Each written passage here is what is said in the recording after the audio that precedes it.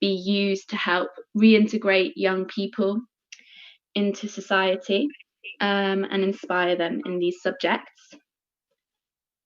So I'm part of a team of 4 for this project, along with Tom, Hannah, and Caroline.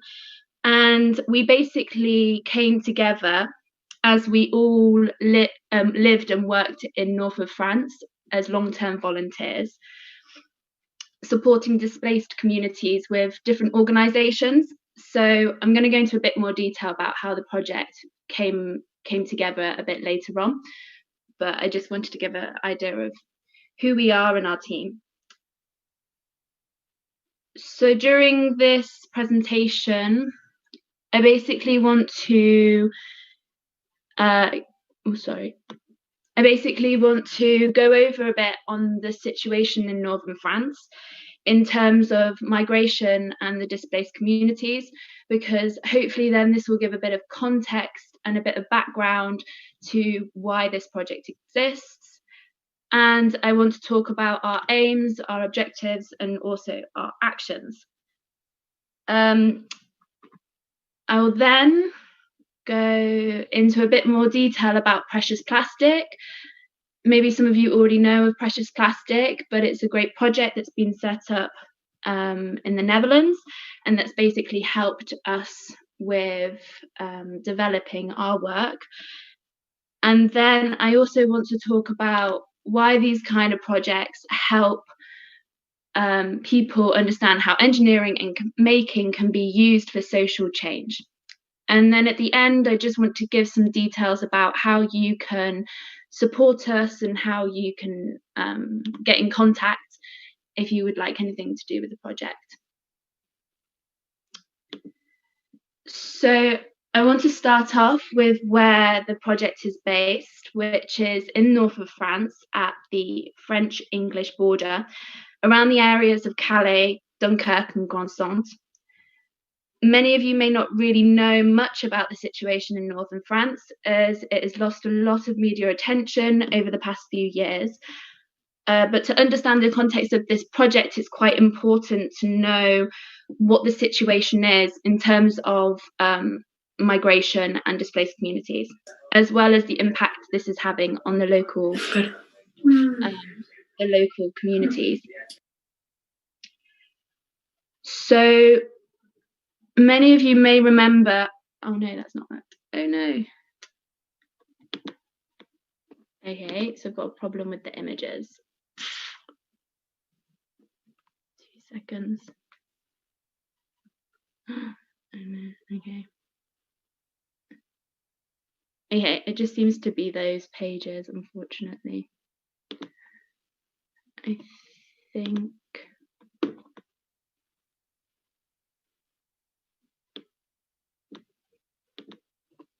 No, it's really having a problem. Okay, so you can see in my window here the image that was meant to be showing.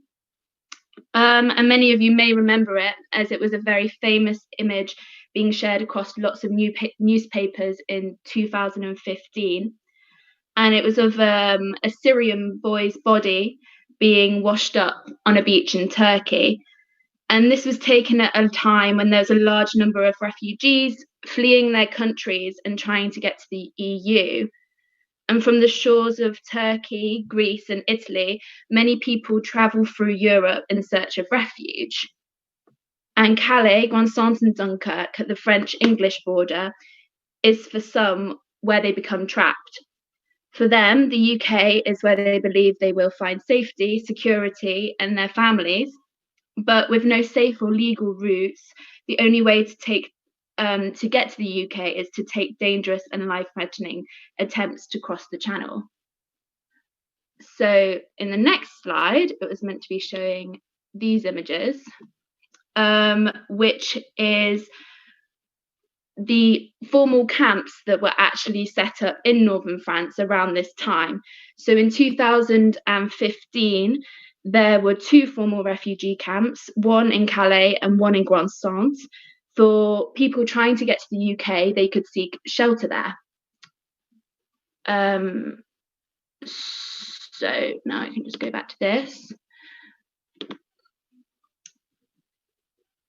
But in 2016, the Calais camp was dismantled, and in 2017, the La Linière camp in Grand-Centre, um, the La Linière camp in Grand-Centre was burnt down, and neither of these were replaced.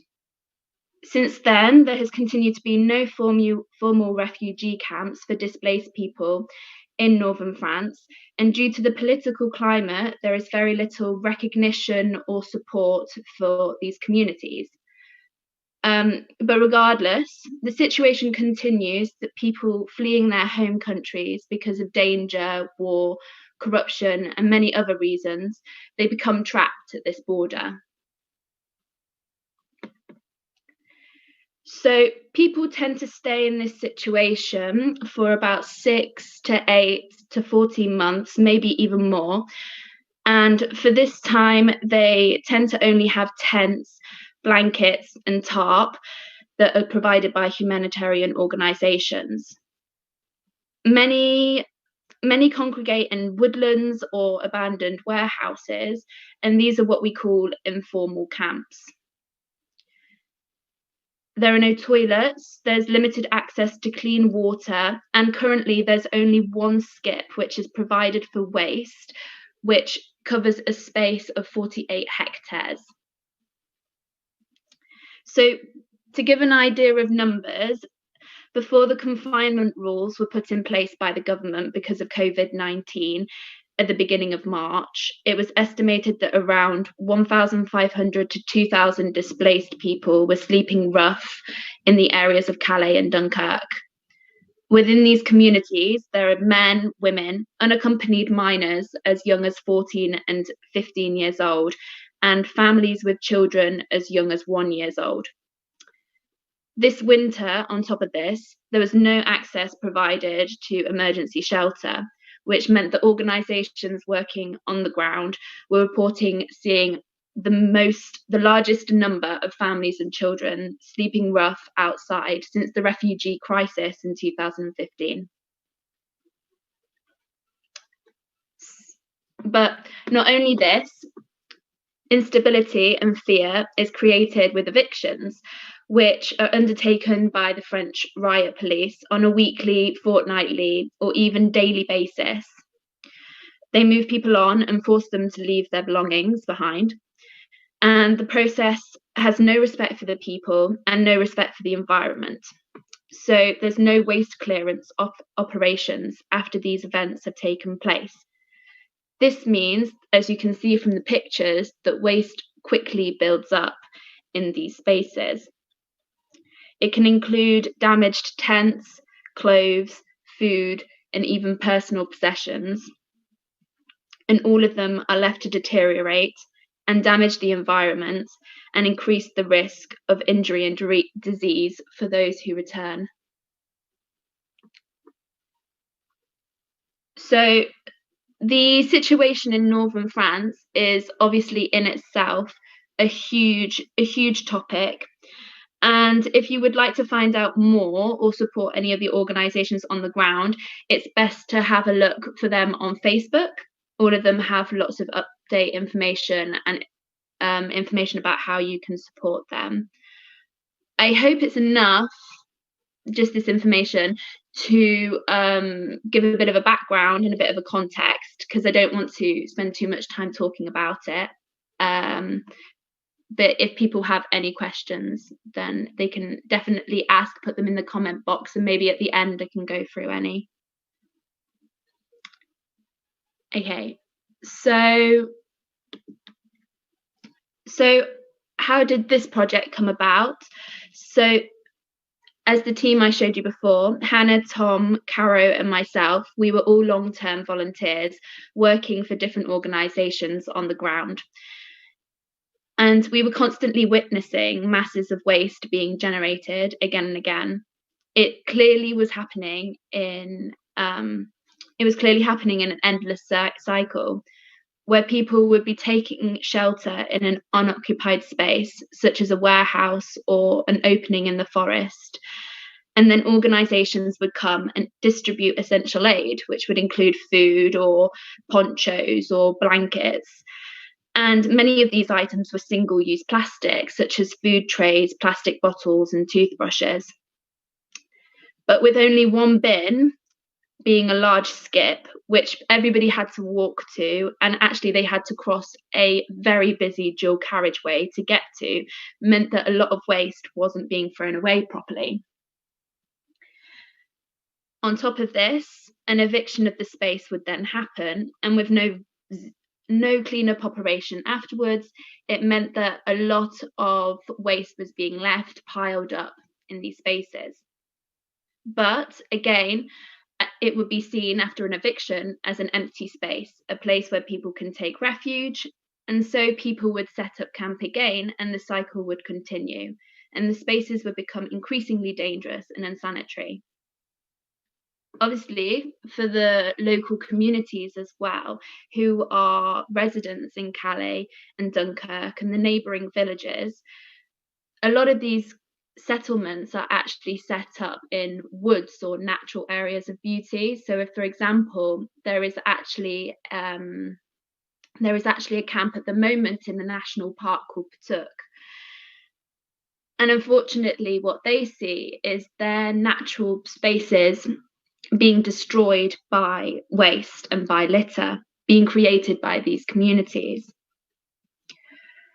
This community, the local residents, are somewhat understanding of the situation that they have to live alongside. However, it does make sense that their patience is deteriorating and their frustrations are growing around this. So this is why we developed this project, because we wanted to try and react to the situation that was happening. By reducing the environmental impact of informal camps, we could improve the living conditions of those who were having to sleep rough outside, but also reduce the tensions that were being felt by the transitioning and permanent communities. So, what are our actions as a project? We are developing a plastic recycling workshop space in the village of Erzeel, which is just 20 minutes from Dunkirk. And as a team, we have come up with a strategy with 3 main steps that will enable us to achieve our objectives. So I'm just going to go through each one of those now in a bit more detail.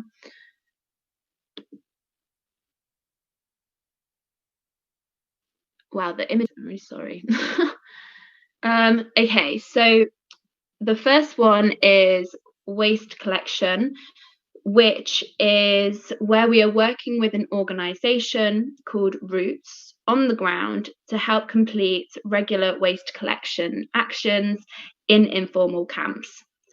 This can include setting up bins in various locations where people can throw away their waste without having to trek to the skip. Currently, we have 40 bins set up across various sites, and we empty these on a daily basis. And even during COVID-19 pandemic, the work by Tom continues. Once confinement regulations are relaxed further in France, we'll be able to have more volunteers working with Tom, and this will allow us to complete larger waste collection activities, which will also include clearing the spaces properly after they've been evicted. This will hopefully improve the living conditions for those sleeping outside, reduce the visual impact of these informal camps for local residents, and reduce their environmental impact in the long term. Step 2 is using the plastic we collect.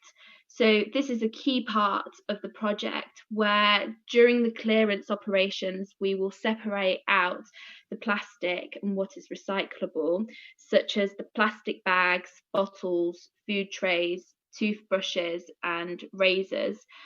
And we will be able to recycle them using our workshop.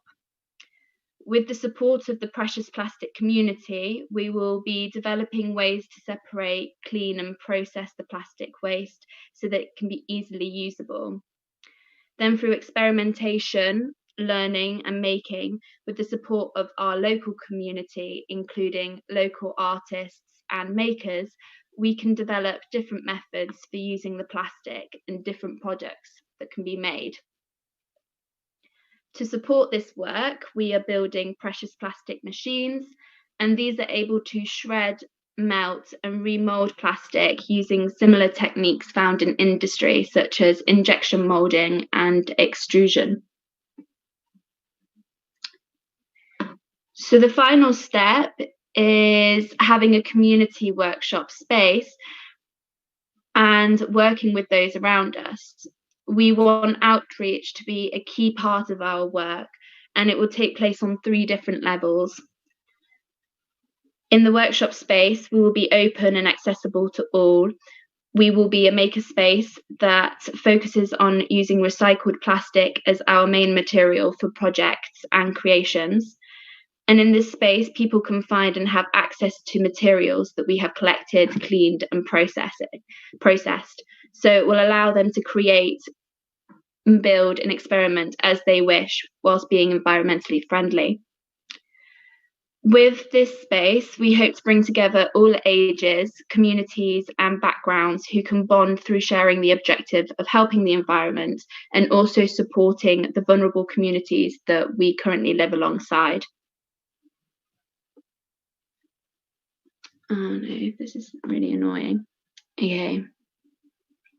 So I wanted to show this picture, but that's not working either. So we are also working with local organisations in the village of Erzil, which are based close to the workshop, and we help them to improve their waste management processes and increase the amount they recycle. They are directly able to give their plastic waste to the workshop, and in return, we provide making activities which use the recycled materials and help highlight the environmental impact of plastic. An organisation that we are closely working with at the moment is Maison Sésame.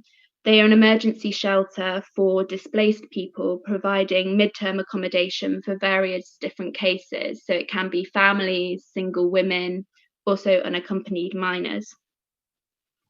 We've been working with them to set up how they can dispose of their plastic waste so that it can be used in our workshop in the initial stages of testing and experimentation. And once the COVID-19 restrictions have been further reduced, Maison Sésame will start hosting again, and we will be able to work with them to develop a greater plastic recycling setup, which all of their residents can be able to be a part of and can follow. And also we will be providing them with weekly activities which use plastic materials in different ways. See if the next one works. No.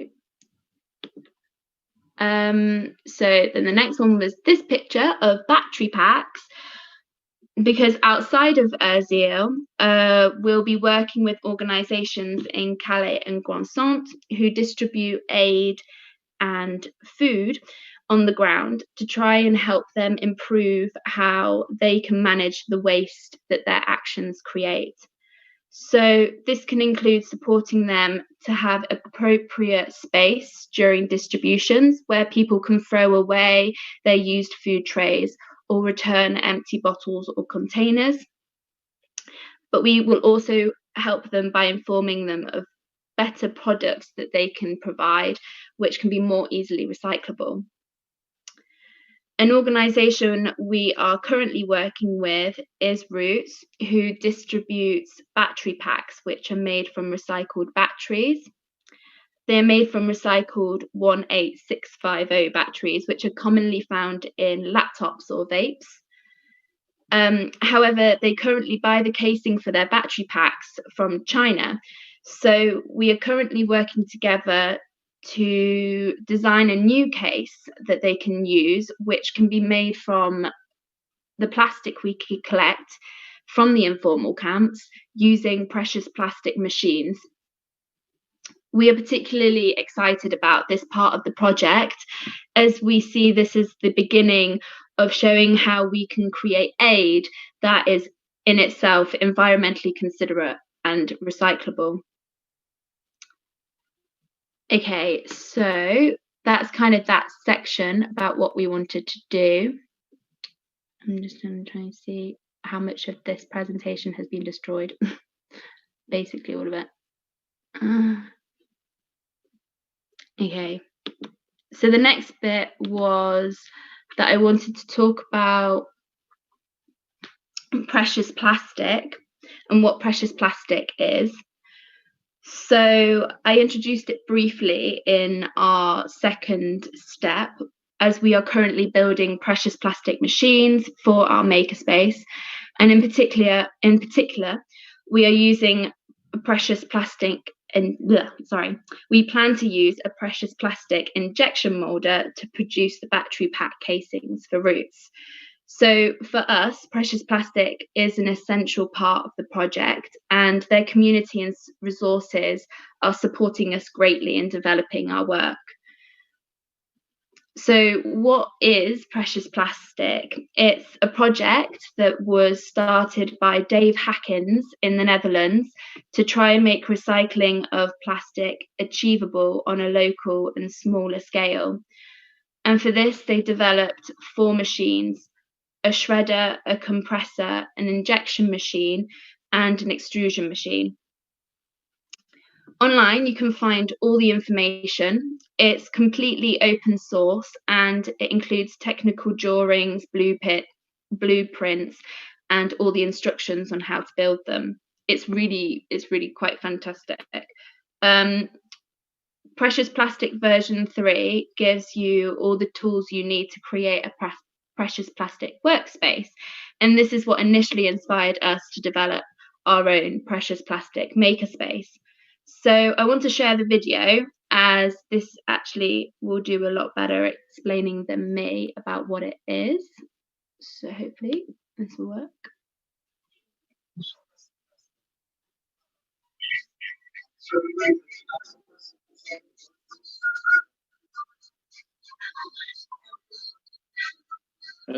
We can't really hear the sound of the video.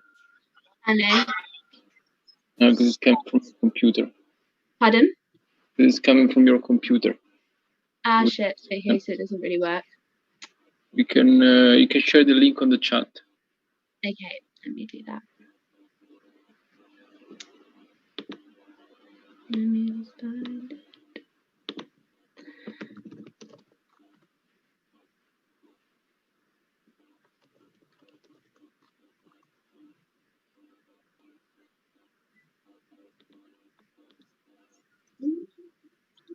Okay, so I'll share this on the chat.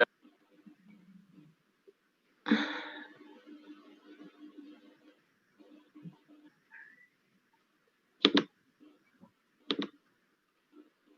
can't seem to open it.